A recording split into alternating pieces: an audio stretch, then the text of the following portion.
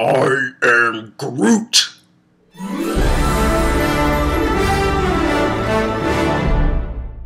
Hey there you guys, how's it going? Shaun Allen here. Yes, as you can tell on my face, I've got makeup on. Well, technically it's face paint, but yeah, I'm supposed to look like the Black Panther. Let me put my glasses on because I can't see the screen worth beans. Hi! There we go. Look, my regular face, and then So as you can probably tell by the title of this video and where we're going with this, yes, I actually got to partake in the Summer of Heroes. I was at Disneyland on May 31st, 2017 to experience this whole new phenomena in the world of superheroes. More technically, going along with the Marvel superhero characters. Now I know what you're thinking. If it's Marvel, how come it isn't called Marvel's Summer of Heroes? Well, there's a little bit of an issue between Marvel and Disney parks. One of them being that they can't actually use the name Marvel or the logo Marvel in the Disney parks. I'm actually looking at this little agreement here, and it says that east or west of the Mississippi, permitted uses shall be limited to the use of specific Marvel characters, and Marvel may not permit a license to use the name Marvel as part of the attraction name or marketing. So, in other words, you're not going to see the logo of Marvel in Disney parks ever. So if you guys remember a while back, like a couple of years ago, when they had the whole superhero headquarters, at first I was thinking to myself, well, how come they didn't call it Marvel headquarters? Well, that's the reason why, because they can't use the word Marvel in the theme parks. So that's why it was called superhero headquarters. So yes, the name Marvel cannot be used anywhere in the theme parks, even though it's on their merchandise, which is a little bit different because even though it's on the merchandise, it can't actually be featured anywhere on the attractions or on the actual like buildings or whatever outside of the theme parks, which is very bizarre in my opinion. So what's going on with Summer of Heroes? As the name implies, it's basically about the summer of Marvel superheroes. Some really basic characters and some new characters, new faces we haven't seen in the parks, and those characters would be the Guardians of the Galaxy, because Guardians of the Galaxy Mission Breakout officially opened last Saturday, and let me just say that the response for that attraction, unbelievable. Like, it got a lot of hate at the beginning, but those people that hated the ride, I can tell you right now, they love the ride. And I said all along, those people that thought they were going to hate the ride, they said they love it. And I'm like, I predicted that, right? If you guys have seen my videos, I said all along that those people will go away and they'll be like, oh, this is actually pretty cool. And yes, while I was here at Disneyland, I did ride Guardians of the Galaxy. I spent half an hour in line for a Fast Pass. Literally, I got in line right as the park opened. And there was a long line. The Fast Passes went away probably by like 10:30, literally. That's how fast the Fast Passes went. By the way, when Guardians of the Galaxy first opened, as from what I remember, the wait time was around 400 minutes. Let me show you this. This is the latest California Adventure map guide right here. As you can see, there's the tower. We got little baby Groot there, or just Groot, little Groot, and of course Rocket Raccoon there. And it is new, obviously. This isn't fake. I mean, it is an actual map. See, I can open it up. See? So the interior, which I didn't get to see a whole lot of because I was literally rushed into the room where you see Rocket Raccoon, was unlike anything I've seen, literally. It doesn't look anything like what it used to look like with Tower of Terror. It really just blew my mind. Like, there was a whole bunch of stuff in cages and boxes, and it really just looked amazing in there. And it really did look different, honestly. There's actually a statue of the Collector right in the front as you walk in through the doorway. When you go into the office, which is where you used to see the video of Rod Serling, that's just been converted into more of his collection, and they have an animatronic Rocket Raccoon. I was fortunate enough to actually record it, so you will be able to see it in my videos. What's really cool is that, originally there used to be nothing but a screen in there and you just watch a video. Now it's actually a little bit more interactive. And when you got into the loading area, there wasn't a whole lot different from what happened when they had Tower of Terror and with Guardians of the Galaxy now, because they just left in a lot of the pipe work in there from the ride. I guess they kind of just thought it was kind of interesting. They did actually put in a little Easter egg from Disneyland. If you look really carefully on one of the shelves high above in the building, you'll actually see one of the original animatronic Yetis from the Matterhorn. He's just standing up there like... It wasn't until somebody actually said, "Oh, look, it's the Yeti." You can actually hear it in the video, that I actually saw the thing up there. And it was like, wow, that's actually pretty cool. I remember that Yeti when I was little, when I used to go on the Matterhorn.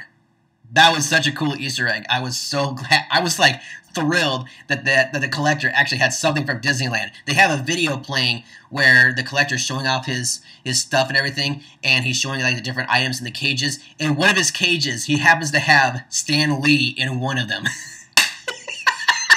So Stan Lee's gone from writing comic books like these to being on television for the Marvel TV series, to the movies like Iron Man, Spider-Man, Captain America. Yes, he did make it into Deadpool, which I know some people didn't think he would. Now he's on a ride. The ride itself, honestly, is a little bit longer than Tower of Terror. I actually enjoyed this ride more than I enjoyed Tower of Terror.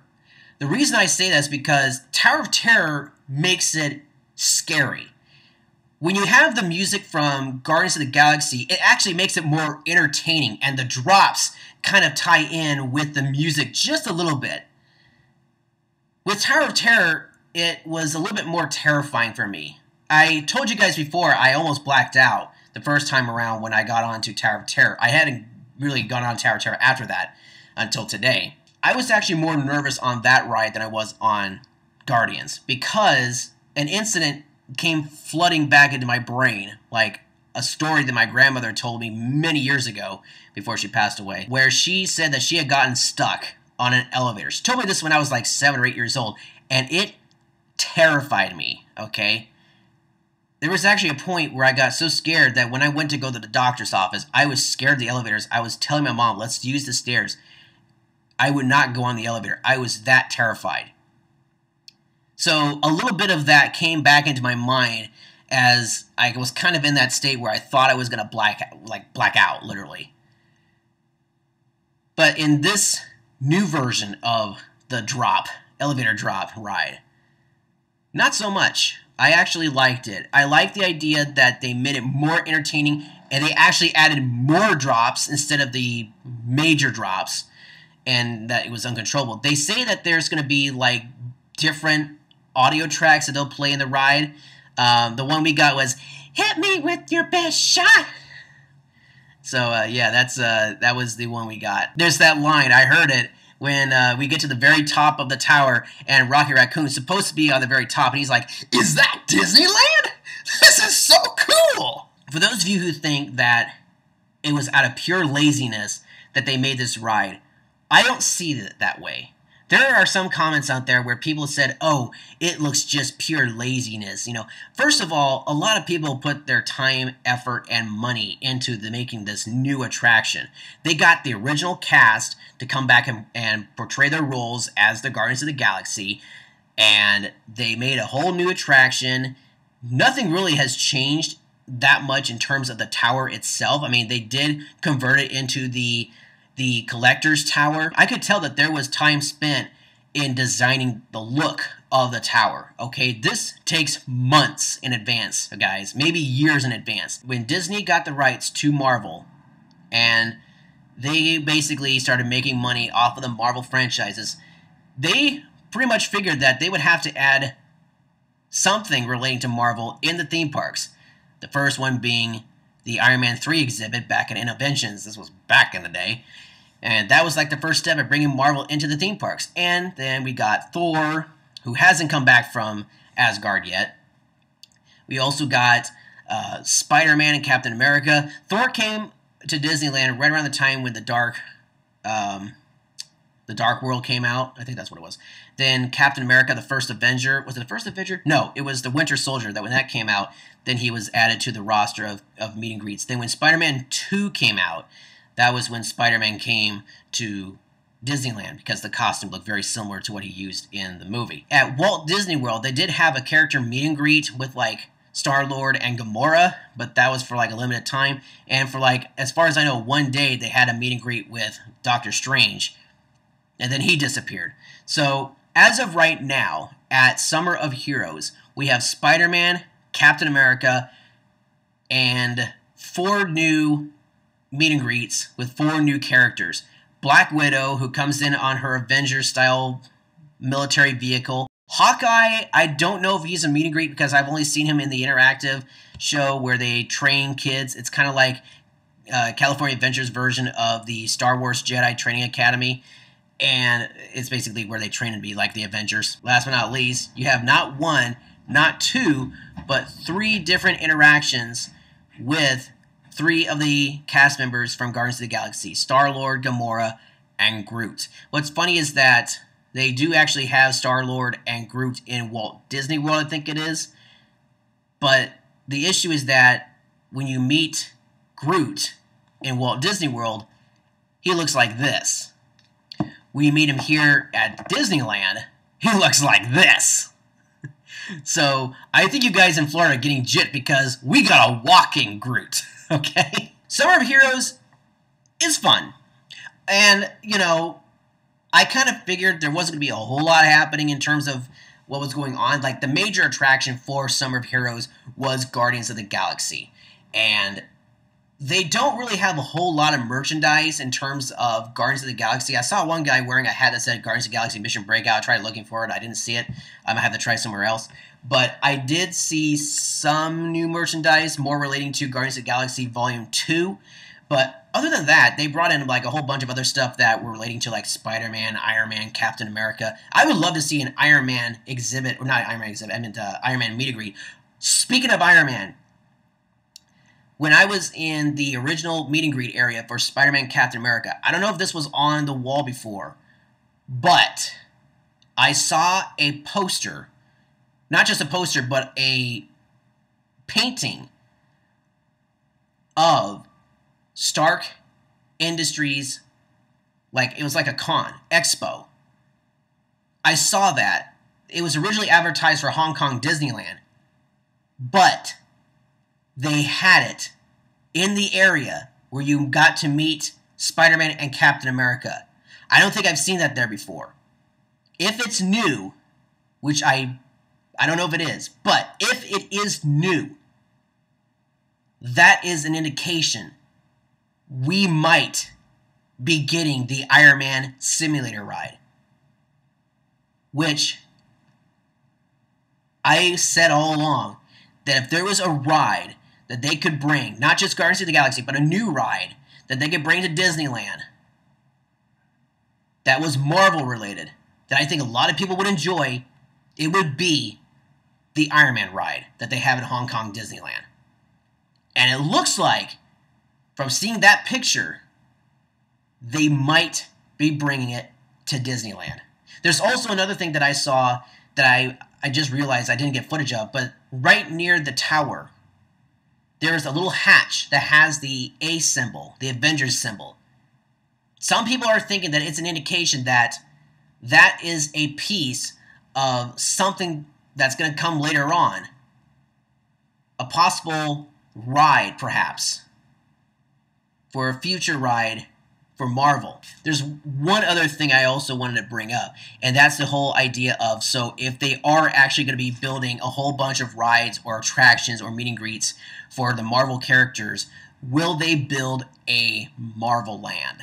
Which a lot of people have been asking about. If they do, it's not going to be called Marvel Land. I can tell you right now, it will not be called Marvel Land. Because, like I stated earlier in this video, they can't use the name Marvel. It's in the contract. In case you're wondering which Marvel characters can they use, they can use the characters that you see in the Marvel Cinematic Universe. And so far, it's been pretty much everybody from the Avengers films. Anything outside of the Marvel Cinematic Universe, they can't have any interactions at all. So we won't be getting any X-Men characters. We won't be getting any Fantastic Four characters. No Deadpool, no Daredevil, no Blade.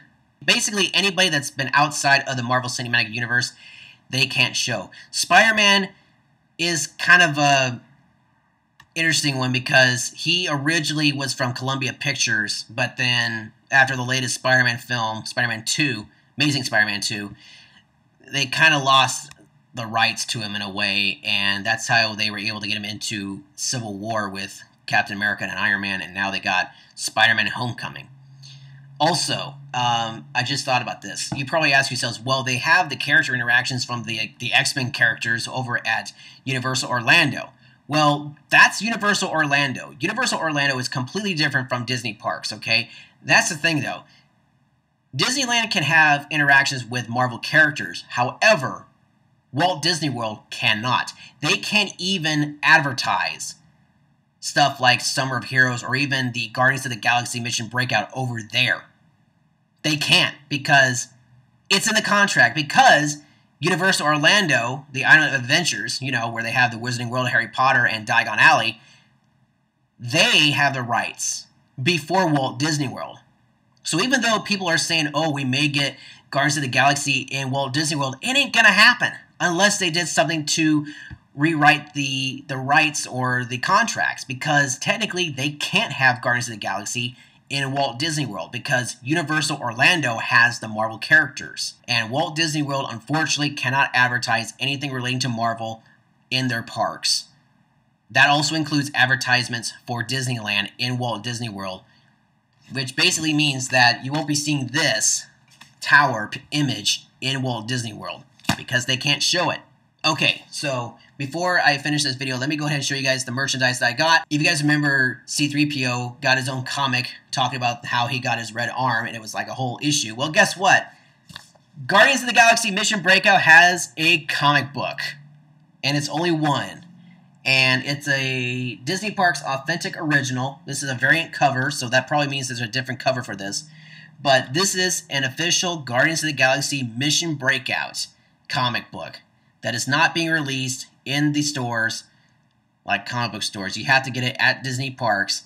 And I think this is pretty cool. You get to do this questionnaire thing that tells you, oh, who you're loyal to, like who's your character that you can like be associated with. And I was paired up with Iron Man, and I got a sticker that had like his symbol on it. But not only that, I got this free comic that I was mentioning about this one a few minutes ago, Summer of Heroes. And as you can see, there is the tower right there. And it really just gives a whole list of like the different qualities that you might have, like Spider-Man responsibility, Black Panther, loyalty, Hulk strength, obviously, Doctor Strange enlightenment, maybe. Worthiness for Thor. I would agree with that one. Black Widow, determination. Captain America, honor. The future, Iron Man, which I got paired up with. And then unity for the Avengers. I wanted to get the Avengers, but I got paired up with the future with Iron Man, which is actually pretty cool. Oh, and then biography. Wait a minute. Defy expectations. And that's Guardians of the Galaxy.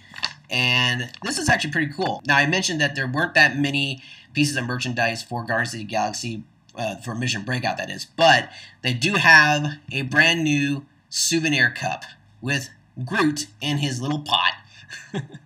And as you can see, he is having a little bit of fun. It doesn't fill up all the way. I mean, this is like half a cup, literally. And his arms move. I am Groot. I decided to get a humongous action figure of Groot. Yeah, because I really didn't know if I was going to be able to get a photo op with Groot there at Disney, so I got this instead. I got him in front of the Guardians of the Galaxy sign, and that's of course the original sign where they used to have the Tower of Terror sign.